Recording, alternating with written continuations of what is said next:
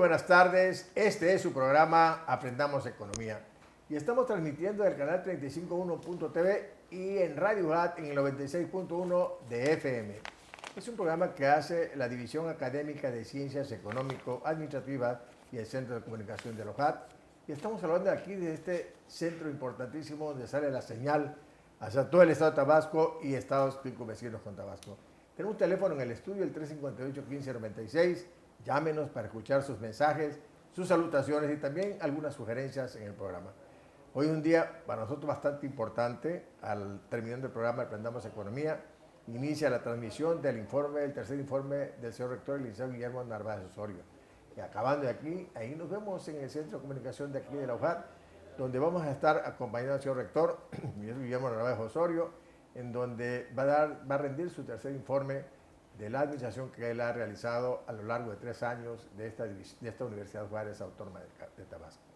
Y en esta tarde, una tarde maravillosa, soleada, bonita, nos acompañan, como siempre, mi estimada la maestra María Elvia Fernández. Gracias, maestro. Me da mucho gusto estar con ustedes el día de hoy, en esta bellísima tarde, y comentarle con mucho gusto, maestro, que he estado invitando a los alumnos a que vean el programa de Aprendamos Economía. Y me tocó una familia, ¿no? El señor se acercó y me dijo, ¿verdad que usted es la que ha estado saliendo en el de Aprendamos Economía? Y le digo, sí. Me dice, llevo años viendo al maestro Paz. Me dice, y ahora veo que está usted ahí. Y me dio mucho gusto que tuviera yo mi fan. Entonces, bueno, feliz de estar aquí con todos ustedes. No, excelente observación hizo ese padre de familia porque se está refrescando ya la presencia en Aprendamos Economía, pero ya aprovechando. Muy buenas tardes a todos. A Gildardo, que fue nuestro muy buenas tardes siempre. Y pues gracias por seguirnos por TV UJAT y Radio UJAT. Hoy es un día muy especial para nuestra universidad, para todos los que formamos parte de esta gran comunidad académica, y terminando, como decía el maestro Paz, este programa, pues no hay que cambiar el canal de TV UJAT y Radio UJAT. Así es. Porque continuaremos con el informe del señor rector. Es una tarde, pues no tengo completa, ¿no? Salimos ahorita del trabajo, venimos del programa y nos vamos a ver allí en el Centro de Comunicación de aquí de la universidad, donde se va a transmitir este tercer informe. De verdad, este programa Aprendamos Economía. También va a estar por las redes sociales, además, de la página de la universidad, a través de Facebook, van a estarla transmitiendo también, y por Teams para todos los alumnos y docentes que nos siguen por ahí. Sí, y pues felicitamos al maestro Guillermo, ¿no?, por su tercer informe. Este programa Aprendamos Economía lo felicita, maestro, y éxito, como siempre, ha tenido en su administración. Usted encontró una problemática en la universidad y la ha ido solventando. Hasta hoy respiramos tranquilos todos los que trabajamos en esta Universidad Juárez Autónoma de Tabasco. Felicidades, maestro Guillermo Narváez Osorio, por su tercer informe. ¿Continuamos, les parece? Sí, adelante. Bueno, hoy vamos a tratar un tema bastante importante porque estamos a inicios de año, donde todo el mundo tiene expectativas de la economía de México, por lo menos los mexicanos nosotros, los organismos nacionales e internacionales y aquellos que tampoco simpatizan con el actual gobierno del presidente López Obrador. Entonces, nuestro tema de hoy tiene que ver con el despegue de la economía de México. ¿Cómo la visualizamos? ¿Cómo creemos nosotros que inicia? ¿Y cómo la veríamos quizá a mitad de este año? Y no sé, quizá especularíamos para ver cómo sería en el último trimestre del año. Vamos a revisar aquí el modelo económico que maneja el gobierno actual, un modelo económico que lo llamamos neodesarrollismo, que tiene ciertas características. También vamos a revisar la inversión, tanto pública como privada, cómo se está comportando, obviamente con datos del 22. Vamos a revisar también el empleo y sus características y tasas de crecimiento.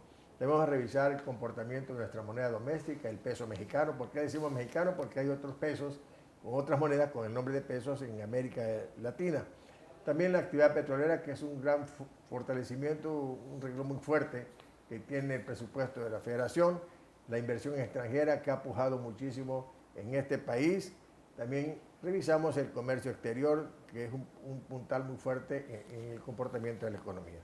Y naturalmente que son temas que vamos a revisar nosotros aquí en el programa Aprendamos Economía, iba a decir clases, y bueno, al final de cuentas vamos a algunas cosas de economía.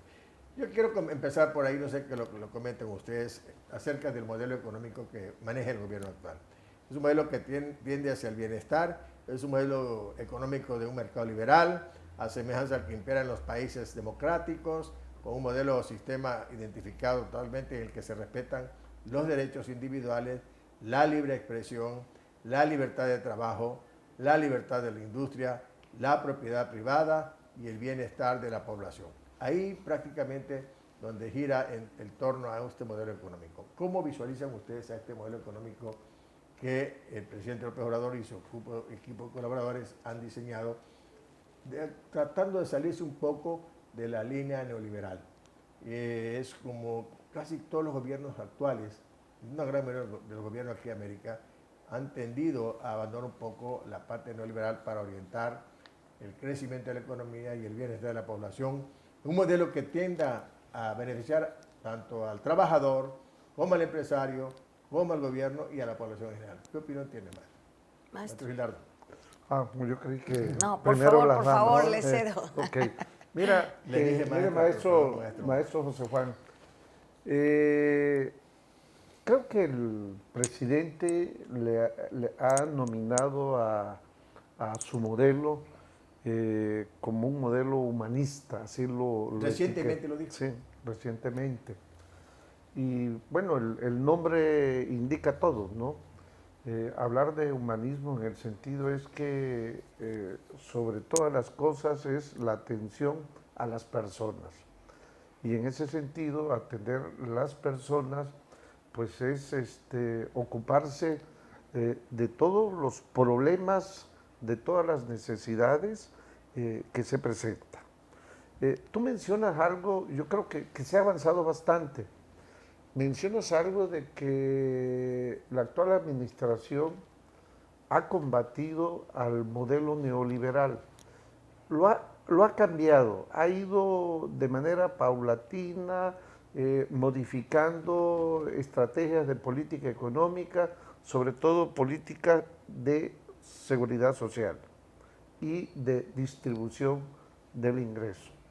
En eso se ha avanzado tremendamente, porque no solo son programas y proyectos que se aplican actualmente, sino que se han también consolidados al incluirlo en nuestra Carta Magna para que sean derechos ya establecidos en nuestro país. Sin embargo, yo aquí a lo mejor no están de acuerdo ustedes. El Estado mexicano tiene varios enfoques de política económica. Hay otros enfoques como la política monetaria, donde creo que todavía ha sido difícil que la actual administración pueda romper con este esquema neoliberal. Aunque todavía no va sobre las reglas, limpiando un poco, dejando un poco. Por eso, ahí ha habido obstáculos, ahí ha habido barreras.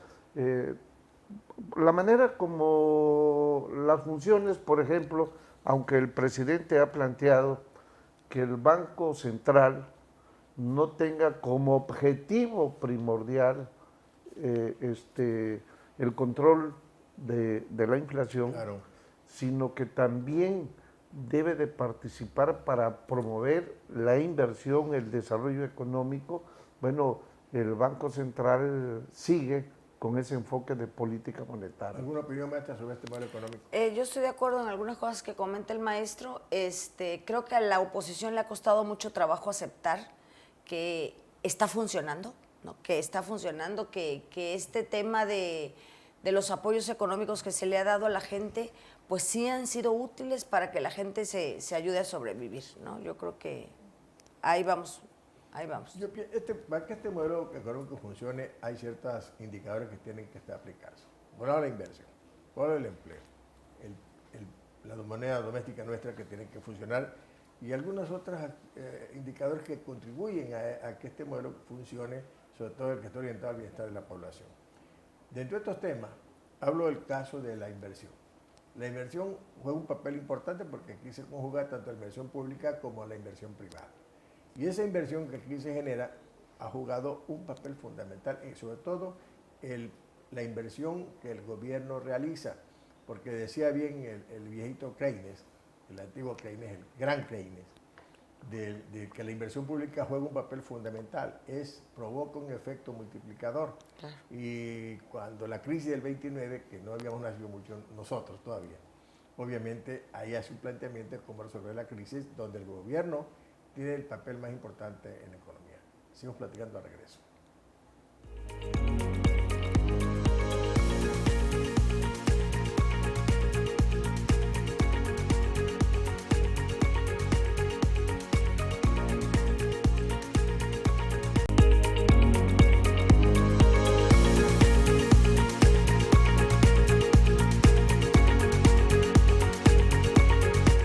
Bueno, ya estamos de regreso con su programa Aprendamos Economía y seguimos platicando este tema acerca de cómo vemos este despegue de la economía de México en este 2023.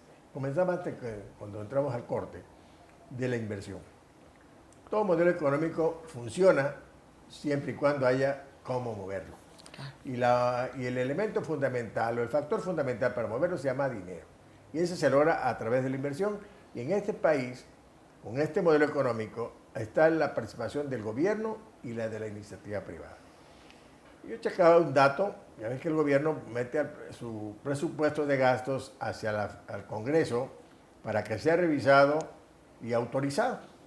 Ya se autorizó, son 8.299.647 millones de pesos. Ese es el presupuesto del gobierno. Según lo que sé, aumentó un poco como el 11% muy al año anterior, un poco más que el año anterior, y naturalmente que este presupuesto que el gobierno realiza, o más bien propone para realizar, lo tiene que repartir dentro de todas las secretarías, direcciones generales y autónomos, organismos autónomos, donde tienen que ser parte de ese presupuesto. Ya está, nada más que cuando el gobierno empieza a distribuir dinero, nos pasamos el mes de enero y quizá en febrero veamos nosotros que ya todos los organismos y secretarías, todas ellas ya tienen esa parte de dinero que necesitan para ejercer su gasto. Y obviamente ahí tenemos nosotros a varios lugares. La inversión del gobierno creció, son 8 billones y tienen que ejercer en gasto y demás cosas. Y por otro lado, la inversión privada no creció, al contrario, se estancó. Solo creció 2.3 en el segundo y tercer semestre del año 2022, que es el año base que estamos comentando nosotros, pero no creció como se espera. En la iniciativa privada, el gobierno le ha puesto muchos proyectos donde ellos debían invertir y parece que no les interesaba. Entonces, ¿qué opinión tenemos de la inversión que se realiza aquí en este país? Bueno, pues en el segundo trimestre del 2022 hubo este pequeño incremento del 2.3%. Sin embargo, la formación bruta de capital fijo continúa todavía rezagada. ¿Qué significa esto? Bueno, pues significa de entrada que la inversión que se esperaba de parte de los empresarios, de los constructores, de los importadores y exportadores, no está fluyendo como nosotros quisiéramos. Había tenido un pequeño aumento después de la pandemia, el primer trimestre de 2022 había aumentado un poco digamos, al retomar las actividades post pandemia, ¿sí? Sin embargo, pues a lo mejor están empezándose a sentir todos estos problemas que vienen resultado de la no producción o la salida de los inventarios de post pandemia, que debiera haberse reflejado en un aumento en la producción, pero bueno, no se ha logrado como se esperaba. Claro, eso es con respecto a la inversión que realiza el gobierno. La iniciativa privada, ¿cuál es su función? Yo pienso que por ahí como que no se ha interesado mucho. Les doy unos datos de lo que ellos producen, la capacidad de producción que tienen las empresas privadas, al 60%.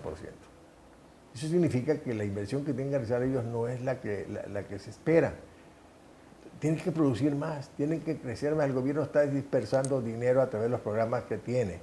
Y eso propicia consumo, que es un punto importante en la economía. Por eso decía, esa función que tiene la inversión privada en la economía nuestra. Dice, por ahí hay un dato que me llamó la atención, dice, la inversión que se realiza en este país, el 80% está en manos de la entidad privada. Habría que verlo, habría que cuestionar esa parte. No sé qué opinión tienes tú, mi estimado Gerardo. Mira, yo creo que ahora que se está mencionando la nueva adecuación del modelo económico de nuestro país, que coincide curiosamente con toda América Latina. En esta semana están reunidos en esta organización de la CELAC, sí, pero que es un planteamiento muy interesante porque ¿qué es lo que venía sucediendo? Y yo creo que aquí debemos de tener una claridad sobre que cuando hablamos de inversión, en qué entorno tenemos que verlo. Es claro que inversión hay de los inversionistas mexicanos, pero no en México. Los inversionistas mexicanos están invirtiendo en aquellos países, invierten más en otros países que en México. Generan más empleo algunas de las empresas transnacionales mexicanas. Suena chistoso, pero sí las hay. Están generando más empleo por fuera que al interior.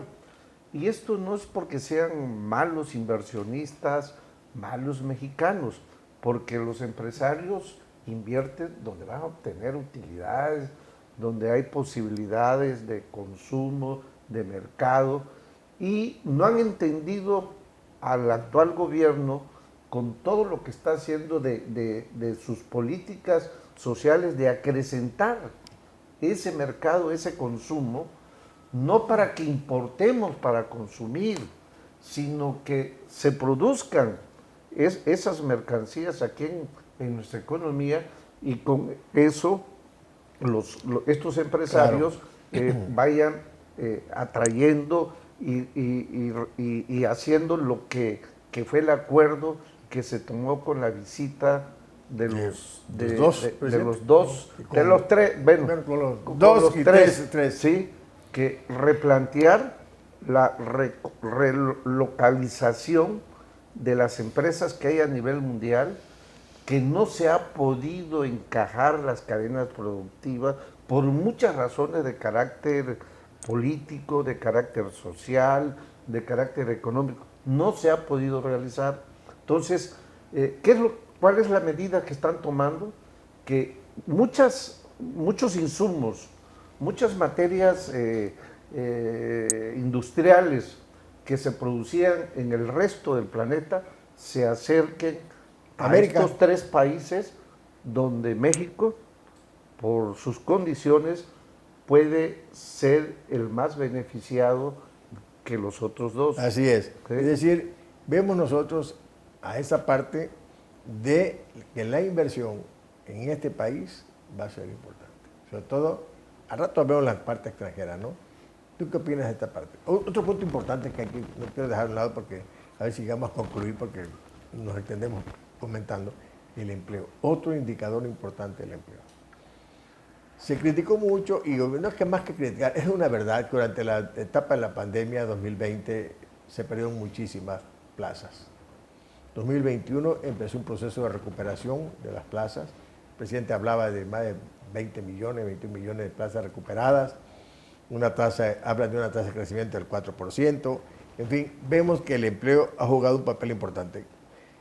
También se hablaba de que había una tasa de desempleo bastante alta, pero hoy por hoy eso como que se ha ido superando. Hay proyectos muy típicos, tipificados del gobierno, donde ya hay plazas fijas y algunos empleos temporales. Proyectos muy importantes. El sureste, por ejemplo, el tren Maya, por ejemplo, la refinería que hay aquí en Tabasco, en Dos Bocas, y empecemos a buscar el empleo. Fíjese, maestro, que hay un dato importante aquí que dice que se tienen 22 millones de personas empleadas. Es decir, la población económicamente activa viene siendo más o menos el 10% del total de la población. La pirámide poblacional ha venido cambiando. Antes se decía entre los 70s, 80 que México era un país joven, porque la parte de las edades jóvenes en la pirámide pues era la más abundante. Hoy en día tenemos mucha gente que ya empezamos a vernos como los europeos, donde hay una tendencia más hacia los muchos adultos mayores, no tantos niños, y el grueso de la población que está trabajando, que está reactivando la economía, que forma parte de las empresas, pues esas personas estamos hablando que es el 10% de la población que sostiene al otro 90%. Entonces, en ese caso es muy importante todo esto. Ocupada, estamos hablando de ocupada. Ocupada. Es muy importante el dato, considerando la importancia del empleo, ¿no? Es un dato muy importante porque un pequeño grupo de gente sostiene a toda la base de los que ya nos trabajan, de los jubilados, de los jóvenes. Yo veo que un alto porcentaje de la población tiene jóvenes que no trabajan. Gildardo, tenemos 2 minutos para cerrar. Yo creo que tenemos que puntualizar muy bien esta cifra que la maestra ha mencionado.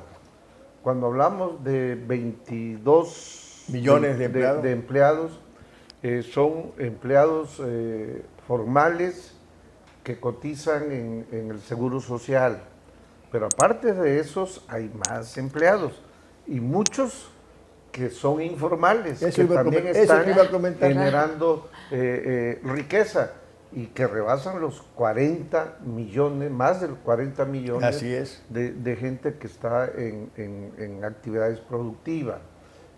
Yo creo que lo importante, porque lo más importante de todo esto es que en el 2022 no solamente se recuperó los empleos formales, sino que se incrementó arriba de 1 millón de empleos formales.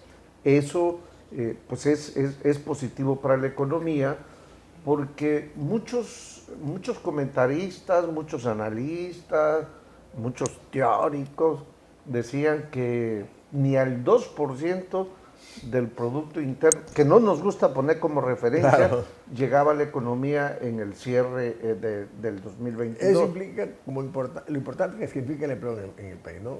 Un indicador fundamental, junto con la inversión. Regresamos ratito, ¿qué me parece?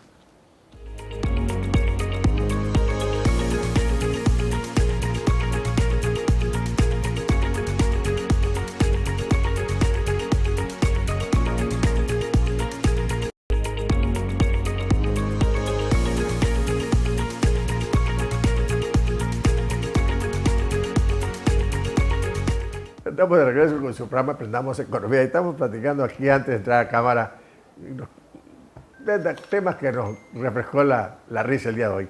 Oye, Lardo, la palabra, hermano. Estamos hablando del empleo. Siempre hace lo mismo. Ya cuando estoy a punto de agarrar vuelo, me corto. Está bien.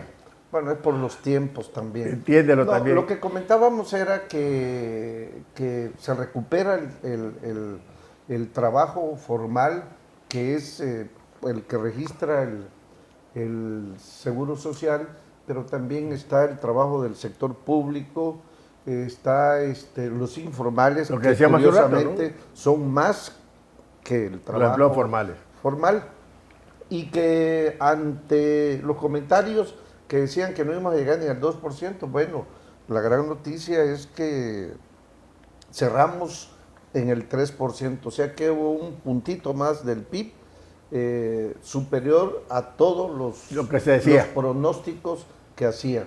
Y eso significa que, curiosamente, hace rato que comentabas de la inversión, bueno, el año pasado entraron 30,000 millones de dólares. Ahorita llegamos allá, el peso mexicano. A la inversión. Ahorita te pregunto esa parte. ¿Sí? Ahora, el peso. Es importante que la moneda doméstica, que juega un papel importante en la economía, esté en condiciones pues, de apreciación o depreciación en las condiciones. Últimamente hemos visto que este peso mexicano, que es la moneda que usamos para nuestro consumo y actividades de la economía, vimos que cuando 2019, 2020 oscilaba entre 20 pesos y centavos. Y hoy viernes yo lo vi que estaba a 18 pesos y centavos. ¿Qué opinión tiene usted de la apreciación del peso, maestra María Elvia? Yo creo que es un dato que nos ha sorprendido a todos. Y yo creo que tiene mucho que ver con la percepción que también se tiene de la economía mexicana en el exterior. No nada más, como sabemos, el tema de la procesión adentro del país, sino también el impacto que tiene hacia otros países. Yo creo que son buenas noticias para México. Permite que haya confianza de los inversionistas en nuestra moneda, en invertir en México. Creo que es importante que el ciudadano común crea que vamos bien. Y bueno, pues yo creo que para toda la economía de México esta es una señal importante que no debemos dejar de pasar. Yo tengo una cosa que yo veo ahí, obviamente, con lo que damos menos pesos por $1, auxilia un poco en las importaciones, en las cosas que compramos al exterior, pero no es una cosa que va a estar siempre, ¿eh? Es un momento en que este proceso de apreciación del peso va a tener que haber un proceso de equilibrio y tenga que, si quizás suba más o baje menos, en fin, tenga que llegar a unos ajustes que se dan por la misma dinámica de la economía. Esta apreciación se da porque se está entrando mucho más dinero al país y compran peso, y eso ha hecho que la moneda mexicana, el peso mexicano, se vea fortalecido.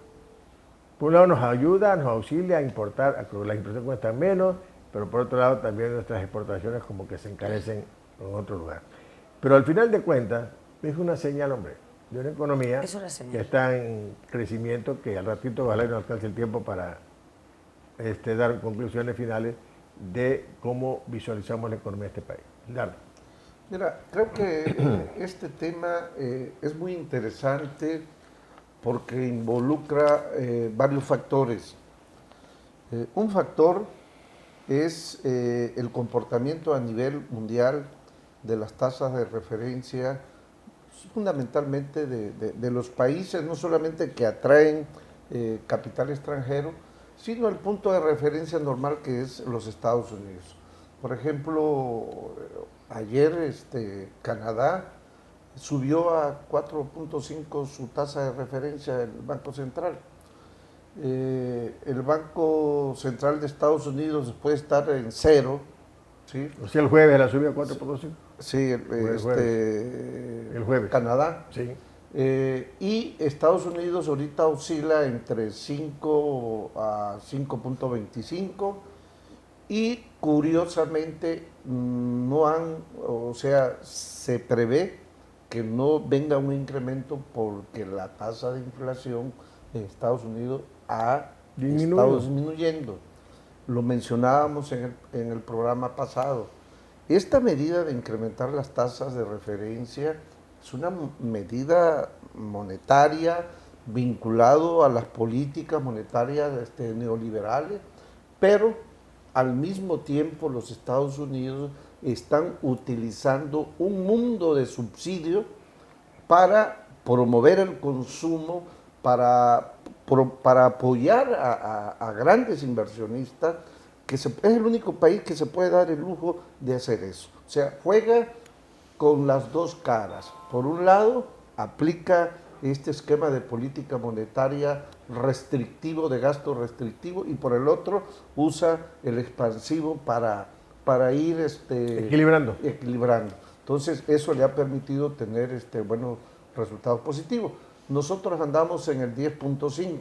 Entonces, los capitales golondrinos, los capitales especulativos se dedican a checar qué países pueden a corto tiempo, de manera inmediata, llegar en un solo día, invertir una cantidad de recursos y salir y estar moviéndose. Como llega este tipo de capital, no se puede invertir en dólares en nuestro país, tienen que comprar pesos, ¿sí? Y al comprar pesos, pues hay una gran demanda de pesos Claro. en nuestro país. Si a eso le sumamos el mundo de dinero que nos mandaron nuestros migrantes, cerca de remesas. 60,000 Millones de dólares. millones de dólares, eso pues es lógico que es tener dólares. Que se convierte en reserva. Y En que reserva, se incrementa y que se ha incrementado la reserva, reserva ahorita, y que se convierten en pesos. y que se tiene que comprar peso y ya Ya eso- lo cacha el Banco Central. El Banco Central. Pero además de eso, mantener un peso en ciertos niveles de ¿cómo se llama? De la banda de flotación, porque hacia arriba. de banda, Ujú. eso da una seguridad a los inversionistas. O sea, porque no va a estar permanentemente en 18.30 Claro que no. o 18, va a llegar a 19. Pero ese rollo que manejaban que al inicio de la administración Ajá, actual que iba a 30 se iba a ir pesos, a a 30 25, pesos. 30 pesos, eso es historia. Dirían los Eso es economistas, historia. una falacia. Sí, eso es mentira. Entonces, es mentira porque la economía está creciendo, están las diversas variables macroeconómicas en su máxima expresión y eso es lo que le da al peso esa imagen y atrae inversiones. Así de Definitivamente. Decías algo. No, que fue un callón de boca, ¿no? Este tema de que la moneda esté bajando le cayó la boca a un montón de gente. sencillo. Yo ya creía que me estaba callando la boca. Creo que también el efecto de los proyectos de AMLO, por ejemplo, la refinería sí ha traído a muchos inversionistas extranjeros que vienen a hacer trabajo, a lo mejor especializado, pero se han visto obligados, aunque hayan traído su personal, también a contratar gente de aquí, a mover, a invertir dinero en pesos, como dicen, ¿no? Sí ha habido mucho movimiento de empresas extranjeras que han venido a México a hacer trabajos y a hacer actividades. Fíjate, hay una cosa importante. Eso mueve economía. El caso de la inversión extranjera. Ya queramos o no, se ha tocado un ratito esto de la inversión extranjera. Traer dinero que venga a este país, más de 34 millones, 37 millones, creo que de dólares, 37.000 millones por ahí va la inversión, significa confianza. Claro.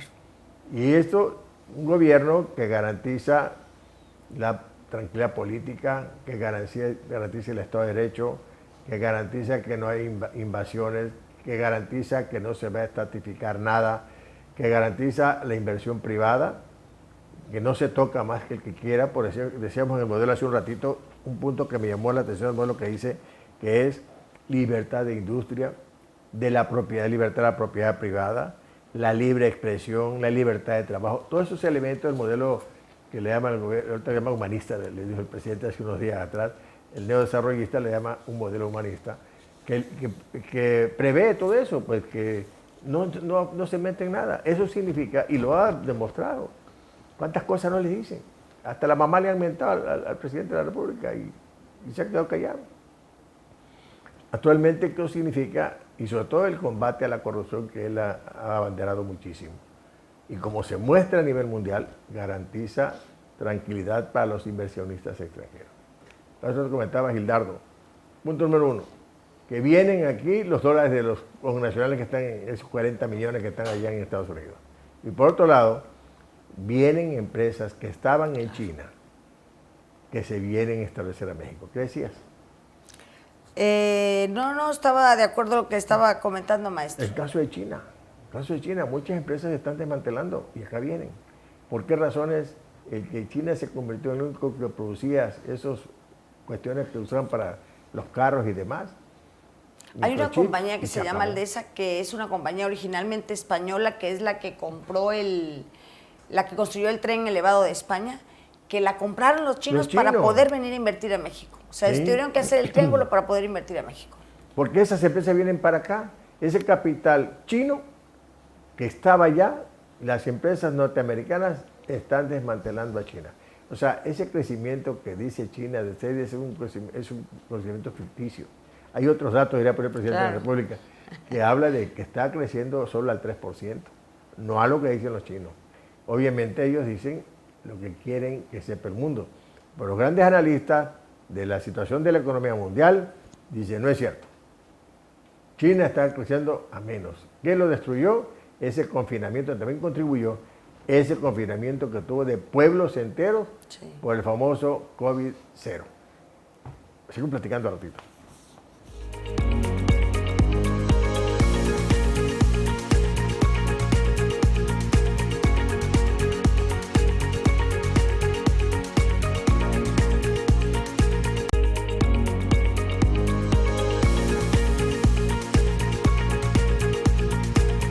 Sigo platicando este tema del cómo vemos la economía mexicana para 2023 y vamos a seguir platicando con Islardo y con el maestra María Elvia, pero antes que otra cosa les recuerdo que acabando este programa no dejes de sintonizar TV UJAT ni Radio UJAT porque nos vemos en el informe del maestro Guillermo Narváez Osorio, nuestro rector, que empieza el informe a las 6 de la tarde. Así que terminando Aprendamos Economía, quédense con nosotros. Van a escuchar y van a ver un informe de muchas realidades y cosas importantes que se han hecho en esta universidad, que es la universidad más importante de Tabasco, donde están sus hijos, donde estudiaron sus hijos, donde están estudiando sus nietos, donde se han hecho grandes profesionales en esta institución de educación superior del estado de Tabasco. Jóvenes, yo les comentaba, vamos cerrando el programa, estamos en el último segmento del programa, y comentaba el caso de la actividad petrolera, otro elemento fundamental que ha jugado un papel importante en el presupuesto y en la economía de este país, el petróleo.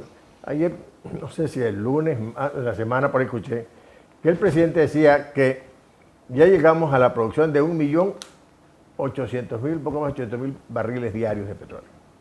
La empresa que querían destruir los neoliberales, ¿no? Que ya no servía para nada. Entonces, esa parte, el presidente tiene muy clarita la idea de que este petróleo que se produzca en el país, que se extraiga del subsuelo, debe procesarse a través de las refinerías que hay, incluyendo la nueva refinería que es la de Dos Bocas. ¿Qué papel ha jugado en la economía del país el petróleo? Bueno, después de la reforma que hizo Enrique Peña Nieto, yo creo que, vino un bache, hubo un ajuste a las cuestiones normativas, lo que provocó un aletargamiento de la actividad petrolera. Yo creo que eso nos pegó muy duro aquí en Tabasco, todos los pudimos ver. Hubo empresas que salieron del estado de Tabasco, que salieron de México, y eso, bueno, vino un alentamiento de toda la cuestión de los servicios, las rentas de casas, alquileres, escuelas, etcétera, ¿no? Sin embargo, creo que a raíz de que entre el presidente López Obrador, sí hubo este impulso de nueva cuenta al rescate de Pemex y al retomar toda la actividad de la industria petrolera, que creo que está resultando positiva, que creo que las empresas volvieron, ¿no?, extranjeras que hacían actividad en México, volvieron a México y retomaron la actividad petrolera. Eso obviamente refleja no solamente en el empleo, que la gente puede volver a trabajar otra vez, volvimos a ver a gente que empezó a trabajar otra vez en las empresas extranjeras, a trabajar en plataformas otra vez, ¿sí? Y obviamente eso se ve reflejado también en todos los aspectos económicos. Inclusive el presidente le da todo mucho énfasis a Pemex, que ahora anuncia, ¿no?, de que va a haber el 18 de marzo, va a haber un festejo ahí en el Zócalo acerca de la expropiación petrolera, un acontecimiento muy importante que fue un parteaguas en la economía de México, porque en épocas de tiempo atrás se convertía en el 40%, más del 40% aportaba al presupuesto del gobierno. Hoy por hoy no llega a esa parte porque hay otras actividades que aportan también, pero el hecho es que el gobierno actual ha retomado la idea de impulsar a Pemex y convertirlo en una empresa importante del país que la dejaron endeudada. Decía Gilardo. Yo creo que la industria petrolera es un factor muy importante para el desarrollo de nuestro país. ¿Por qué? Bueno, porque todavía, y no sabemos hasta qué tiempo, los combustibles, que son la energía básica para, no solamente para la movilidad, sino para muchas empresas, vamos a depender del petróleo. Se ha avanzado en otras fuentes de energía, pero no son suficientes, ¿no? Todavía es un proceso... Sí, paulatino. A mediano plazo o a largo plazo que se va a ir dando poco a poco. me llamó la atención, o sea, el papel que juega la industria petrolera en el presupuesto de aquel porcentaje del 40% en la década de los 80, de los 90. Claro. Pues actualmente ese porcentaje creo que anda como en el 15 o 17% esa aportación presupuestal. Aquí se va a venir un detalle que hay que visualizarlo. La secretaria de Energía anunció que en junio, julio, va a estar el primer barril de gasolina de petróleo de aquí al sureste. De aquí de la refinería Olmeca, ¿sí? Y a partir de ahí se va a iniciar, o sea, se va a desencadenar el proceso de estar generando... procesando el petróleo para gasolina, ¿no? O sea, ¿qué va a ocurrir? Que mucho del crudo que estamos exportando ya no se va a exportar, se va a procesar. En lugar de exportarlo para luego importarlo como gasolinas, entonces lo vamos a procesar en nuestro país, y en ese sentido la balanza petrolera, que tiene un déficit de más de 20,000 millones de dólares anuales por las importaciones, de gasolina, eso va a bajar ese tipo de presión, que también influye mucho en el comportamiento de nuestro tipo de cambio. Así es. Entonces, va a ir cambiando el panorama. Si la industria petrolera se consolida ya con la otra refinería que tenemos en Texas, con toda la actualización y reconstrucción y rehabilitación que hicieron con las 6 que hay, con eso vamos a ser autosuficientes. En gasolinas. En gasolina. Fíjate. Si somos autosuficientes en gasolina, le va a dar un plus y una estabilidad a nuestra economía y al país. Otro detalle que yo quiero dejar que lo toquemos, mejor dicho, el comercio exterior es puntal importante para la economía mexicana. Yo vi que en 2022 se manejó en el comercio exterior más de 430,000 millones de dólares en el 2022. Estamos hablando de enero a septiembre del 2022. Entonces es un punto importante.